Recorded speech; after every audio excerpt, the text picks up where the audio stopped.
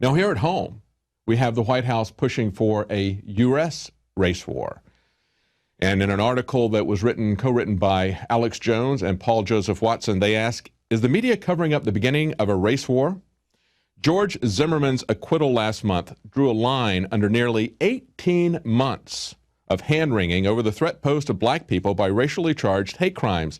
Yet we have a case this week where a baseball player from Australia, Lane, was slaughtered by a gunshot to the back as part of a gang initiation by 3 juveniles, an incident which the media tried to downplay initially as, quote, bored teens. 2 of the suspects are black, and it subsequently emerged that one of the suspects had posted racist tweets on his account before the murder. Now, of course, Barack Obama, who's personally inserted himself into the Trayvon Martin case on 2 separate occasions, said he was not familiar with Lane's murder, according to the White House spokesman. And in light of several high-profile black-on-white murders in recent days, the invective has been noticeably less, virtually non-existent. And there on the screen, you can see 3 people that in just the last couple of days have been brutally murdered. 2 of them shot. The elderly man in the center is an 88-year-old World War II veteran who was beaten to death. Now, compare this to the Trayvon Zimmerman case, which got essentially 24/7 coverage. It was always a lead story, always with a racist charge background being put in there to try to goad this race war into happening. Why is it that they're not talking about these racial attacks now?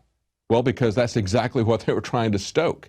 When these kids go on Twitter and talk about how they wanted to kill white people, beat white people, they're not attacked, don't have their accounts shut down. And of course, the White House and the mainstream media is not complaining about that. And in the case of one of these people that died, David Stantucci, the police initially, wanting to avoid any appearance of a racially charged crime, said that it was a burglary, although he didn't have his wallet stolen, he didn't have his car keys taken, and he didn't have his cell phone taken. So they're going to every length that they can to ignore this, to downplay this when it is black on white, but when it is white on black, possibly, they try to play that up into something that, in the case of Zimmerman and Trayvon Martin, a jury agreed did not happen. Now, of course, there's another agenda just besides the race war. They also use this as a case for gun control. And they are coming in on these cases with gun control. Piers Morgan was quick to jump in on his agenda. And as usually, he likes to put this in as a gun control issue. This is what he tweeted. When an innocent Australian student is shot dead in Oklahoma for fun, America's gun crisis becomes the world's problem. Isn't that amazing? And then when people criticized him for blindly pushing his gun control agenda, he pushed back and said, memo to all the idiots tweeting me that the Australian student murder was a race crime. 1 of the 3 killers was white. Well, you know, when you look at this, he's saying this on Twitter, obviously not looking at the tweets that one of the accused killers put out there, which was obviously a racist tweet saying that he was going around attacking people just based on their race. But if he's going to blame a drive-by shooting and call for gun control, if he's going to blame the gun in that as opposed to the people who are pulling the trigger, why doesn't he call for banning cars?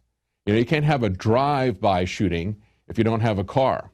The car was every bit as much of an instrument in the drive-by shooting as the gun was.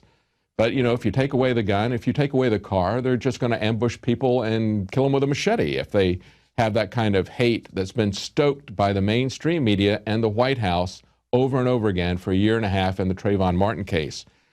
Now, why do they need a race war? Why do they need that kind of distraction? And why is the Homeland Gestapo building up for a massive civil war? Now you can watch the InfoWars Nightly News streaming live as it happens for free. Check it out at Infowars.com/show.